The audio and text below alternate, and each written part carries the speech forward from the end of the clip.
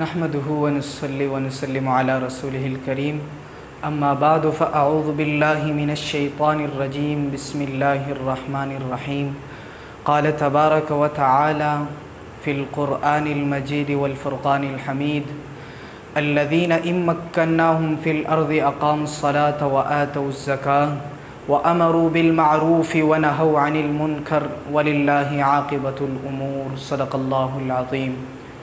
ہے جرم اگر وطن کی مٹی سے محبت، ہے جرم اگر وطن کی مٹی سے محبت،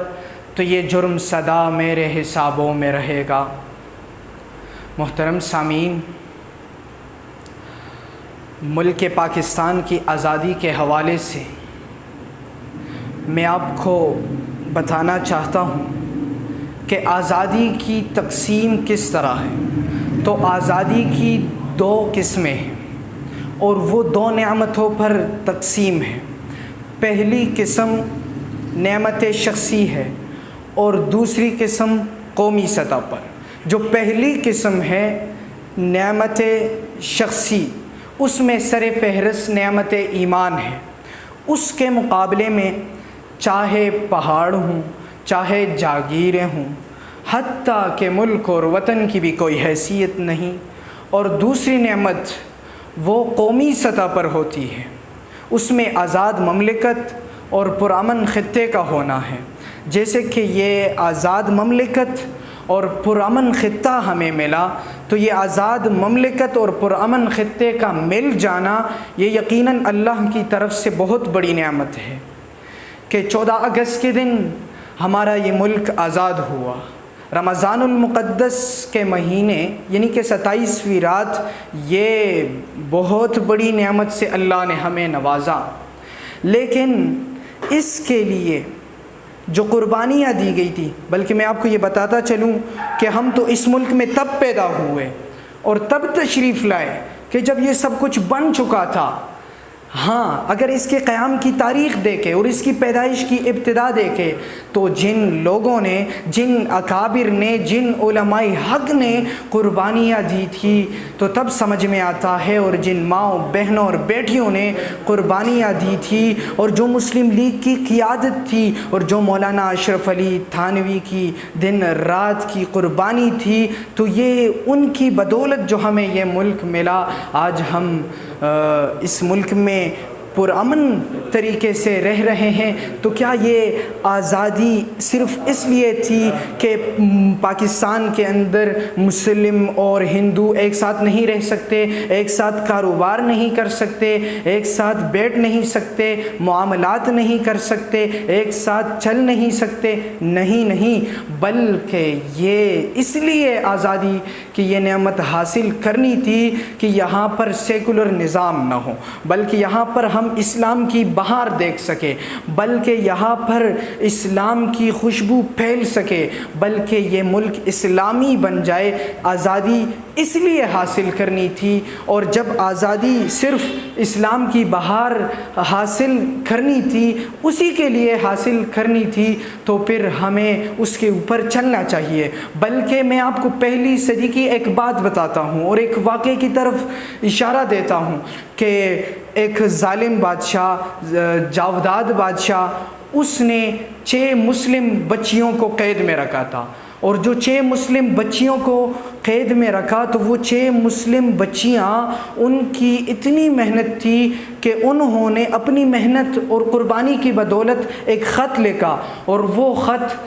جاتا ہے حجاج بن یوسف کی طرف۔ اور حجاج بن یوسف کوئی نیک اور پارسا آدمی نہیں تھا، لیکن جب اس نے خط پڑھا، خط پہ لکھا تھا کہ کیا تم لوگ اپنی اصلیت بھول چکے ہو؟ کیا تمہارے اندر انسانیت ختم ہو چکی ہے کہ تمہاری بچیاں وہ اوروں کے ہاتھوں میں ہیں؟ تو پھر حجاج بن یوسف کو غیرت آئی، اور اس نے تو حجاج بن یوسف نے محمد بن قاسم کو بھیجا۔ تو محمد بن قاسم یہاں سندھ آیا، اور یہاں پر اس نے ان کے ساتھ یعنی کہ بھرپور قربانی دینے کی کوشش کی اور وہ 6 بچیوں کو رہا کر دیا اور ان کو شکست دے دی، تو یہ تو پہلی صدی کی ایک بات تھی کہ 6 بچیوں کے لیے محمد بن قاسم کتنی دور سے لشکر لے کر آیا اور پھر اس لشکر کو شکست دیتا ہے۔ تو کیا وہ جو قربانی تھی 6 بچیوں کے لیے، اور یہاں پر اس ملک کی خاطر تو لاکھوں ماؤں بہنوں بیٹیوں اور لاکھوں علماء حق و علماء اکابر کی قربانیاں، اور پھر مسلم لیگ کی جو قیادت تھی ان کی قربانیاں موجود ہے، تو پھر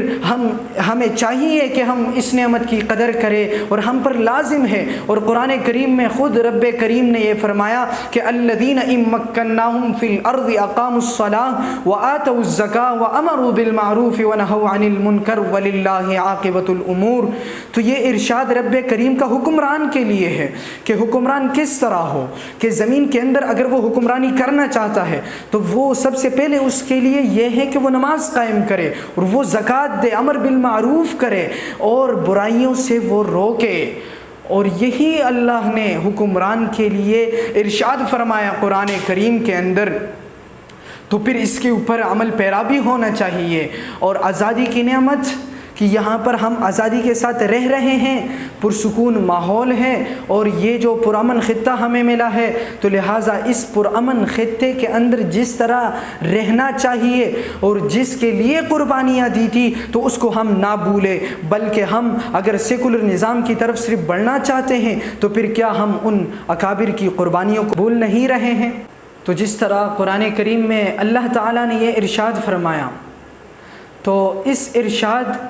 کے تحت جو احکامات ہیں اور جو ملک کا نظام ہے، جس طرح ایک حاکم کے لیے حکمرانی کا حق ہے وہ اسی طرح کی حکمرانی کرے، اور جس طرح اس کے ماتحت رہنے والے عوام ہیں، وزیر ہے، مشیر ہے، اور جس طرح کہ ریاست مدینہ کے حقوق تھے تو اس طرح کے رہنے کی کوشش کرے۔ حضرت عمر رضی اللہ تعالی عنہ نے جو ریاست مدینہ قائم کی تھی، اور حضرت عمر رضی اللہ تعالی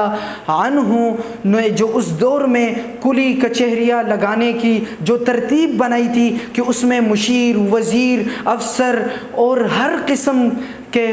وہ بڑے اور ہر قسم کے اس کے ماتحت ان کو جمع کیا جاتا تھا، اور ان سے پوچھ تاچھ ہوتی تھی کہ آپ کیا کرتے ہو، آپ کے اوپر کیا ذمہ داری تھی، اور عوام کس طرح سے رہ رہے ہیں، ان کے لیے کوئی تکالیف تو نہیں، ان کے لیے کوئی نقصان تو نہیں، یہ سب پوچھ تاچھ وہ کلی کچہری میں کیا کرتے تھے۔ آج ہمارے حکمران بالکل بے خبر ہوتے ہیں، عوام کی طرف دیکھتے بھی نہیں، اور حکمران جس طرح اپنی غلطیوں میں رہتے ہیں تو اسی طرح ہم عوام بھی اپنی غلطیوں میں ہی رہتے ہیں، کیونکہ عوام کا جو حق ہے وہ بھی پوری طرح ادا نہیں ہو رہا، کیونکہ عوام کا جو حق ہے وہ یہ حق ہے کہ عوام کو اس ملک کے اندر رہنا ہے، تو وہ بھی اقاموا الصلاۃ وآتوا الزکاۃ وامروا بالمعروف ونہوا عن المنکر، کیونکہ جس طرح حکمران کے ماتحت عوام رہتی ہے تو اسی طرح ہر ایک کے تحت کوئی نہ کوئی رہتا ہے، تو اسی طرح ہر ایک کو چاہیے کہ وہ اس رول کو اپنائے، کیونکہ یہی ہماری ذمہ داری ہے اور یہ ہمیں اکابر نے سکھایا ہے۔ تو اسی طرح میں اسی پر اختتام کرتا ہوں کہ جس طرح اس ملک کے لیے ہمارے اکابر نے قربانیاں دی تھی، ماؤں بہنوں بیٹیوں نے قربانیاں دی تھی، اور جس کے لیے دی تھی تو ہمیں اسے ضرور فالو کرنا چاہیے۔ میں اجازت چاہتا ہوں۔ پاکستان زندہ باد۔ آخر میں یارباش نیوز کا بہت بہت شکر گزار ہوں کہ انہوں نے ہمیں ٹائم دیا اور یہ پرخصوص پروگرام کی ایک ترتیب دی اور یہاں پر آئے اور ہم سے ملے، تو میں دوبارہ یارباش نیوز کا بہت بہت شکریہ ادا کرتا ہوں۔